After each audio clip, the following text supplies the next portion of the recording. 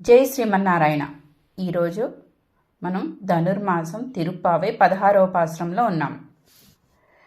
நாயகன்னாய் நின்ற நந்தகோபனுடைய கோயில் காப்பானே, கொடி தோன்றும் தோரண வாசல் காப்பானே, மணிக்கதவம் தாழ் திறவாய் ஆயர் சிறுமியரோ மூக்கோ, அரை பறை மாயன் மணிவண்ணன் என்னலே வாய் நேரந்தான், தூயோமாய் வந்தோம் துயிலப் பாடுவான், வாயால் முன்னம் முன்னம் மாத்தாதே அம்மா, நீ நேச நிலை கதவம் நீ கேலோரெம்பாவாய். ఆండాల్ తిరువడిగలే శరణం. మనం పాశ్రం అర్థం తెలుసుకున్నాం. ఇప్పటి వరకు భాగవత గోష్ఠి అంతా కలిశారట. గోదమ్మ గోపబాలికలు మిగిలిన 10 మంది గోపికలను కూడబెట్టుకుని ఈ వ్రతము కొనసాగించేందుకు బయలుదేరారట. వీరు ఈరోజు నందగోపులు అంటే ఎవరు? శ్రీకృష్ణుని తండ్రి గారు. వారి ఇంటికి చేరి లోపల ప్రవేశించాల్సిన రోజుట ఈరోజు. అంత సులభంగా వెళ్ళగలరా శ్రీకృష్ణుని ఇంటిలోకి, నందగోపుని ఇంటిలోకి?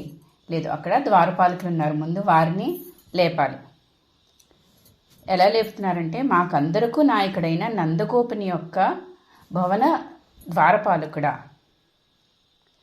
మా నాయకుడైన ఆ నందగోపుని భవన ద్వారపాలకుడా, గరుడ ధ్వజము ఎగురుతూ కనిపిస్తూ ఉంది.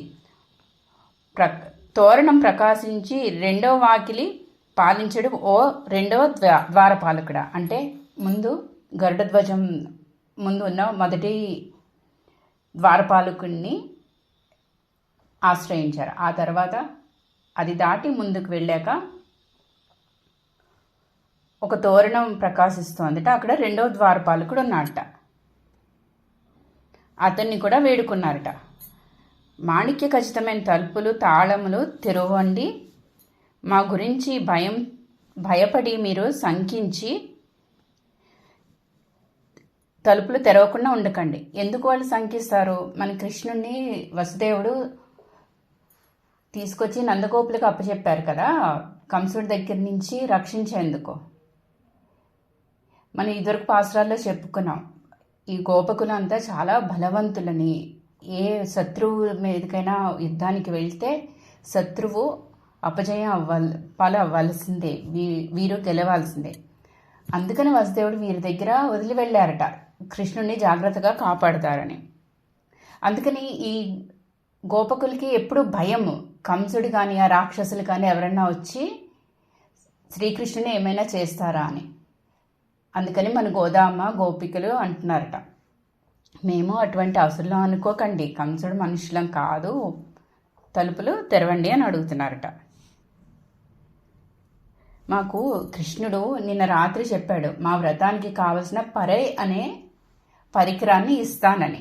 అందుకని మేము పొద్దున్నే స్నానాలు చేసి పవిత్రంగా శ్రీకృష్ణుని దగ్గరికి వచ్చాము. మేము కృష్ణుని పాడుతూ మేల్కొల్పు పాడుతున్నాం. అందుకని మీరు అడ్డు చెప్పవద్దు. శ్రీకృష్ణుని ప్రేమతో దృఢంగా బంధింపబడి ఉన్నాయిట తలుపులన్నీ. అవి తెరవమని కోరుతున్నారు మన గోదామ్మ గోపబాలికలు. ఇంకా ఈ పాశ్రంలో విశేషార్థం తెలుసుకుందాం. మనకి ఈ మానవ జన్మ రావటం ఎంతో అదృష్టం. అది మన పూర్వకర్మ ఫలితం కావచ్చు, లేదంటే భగవంతుడు మనం కోరకుండానే మనకి ఇచ్చే ఒక అదృష్టం అది. ఇంత అదృష్టకరమైన మానవ జీవితంలో మన జీవితం అంతా ఒక రాత్రి అనుకుంటే, శ్రీకృష్ణుడి గురించి తెలుసుకోవటం అనేది పగలు మనకి. ఇది మనకు మన ఆచార్యులు మన హృదయ ద్వారానికి బిగించిన అహంకార తాళాన్ని తెరిచినప్పుడు మనకి ఈ శ్రీకృష్ణుడు అనే సాక్షాత్కారం, ఆ భావన మనకి వస్తాయి. ఈరోజు మన గోదమ్మ గోపబాలికలు ఈ నందగోపుడిని ఆచార్యులుగా శ్రీకృష్ణుడి క్షేత్ర పాలకులుగా వేడుకుంటున్నారు తలుపులు తీస్తే శ్రీకృష్ణుని దర్శనం చేసుకుంటామని. వారి మధ్య సంభాషణ ఎలా జరిగిందంటే, ద్వారపాలకులు అభ్యంతరం చెప్తున్నారట. కృష్ణుడు రమ్మంటేనే వచ్చాం మేము అని ఈ గోపబాలికలు చెప్తున్నారట. అయ్యో, కృష్ణుడు రమ్మంటే వచ్చారా అని ఏం చేయాలో అర్థం కాలేదుట ద్వారపాలకుడికి.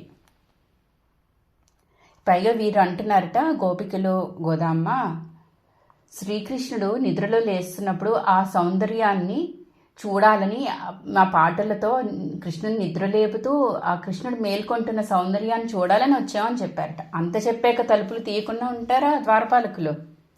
సరే సరే, తాళాలు ఇస్తున్నాను, తీసుకోండి, మీరే లోపలికి వెళ్ళండి అన్నారట ద్వారపాలకులు.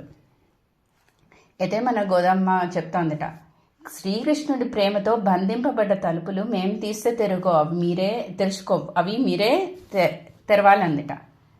మన రామాయణంలో కూడా విన్నాం, అయోధ్యలో చేతన అచేతన వస్తువులన్నిటికీ కూడా రాముడి మీద మిక్కిలి ప్రేమ ఉండేదట.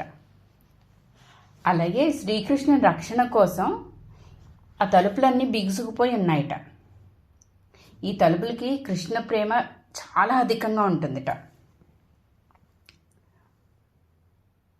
మనలో అజ్ఞాన వర్ణాన్ని జ్ఞానులే తీస్తే లోపల దైవ దర్శనం అవుతుందని కానీ మనం తీసుకోరాదు. మనకి మనం చేస్తే వచ్చేది కాదు, మనకి మన ఆచార్యులు దారి చూపించి వాళ్ళు మనకి జ్ఞాన మార్గం చూపించాలి. అప్పుడే మనకి శ్రీకృష్ణ సాక్షాత్కారం అవుతుంది. ఈ రకంగా గోదామ్మ గోపబాలికలు ద్వారపాలకులను ప్రార్థించి అంగీకారం పొంది తరువాత నందుని భవనంలోకి ప్రవేశించారట మన ఆండాళ్ళమ్మ గోపబాలికలు. ఆ తర్వాత వ్రతం ఎలా కొనసాగుతుందో మనం తర్వాత పాసురంలో తెలుసుకున్నాం. ఆండాళ్ తిరువడిగలే శరణం.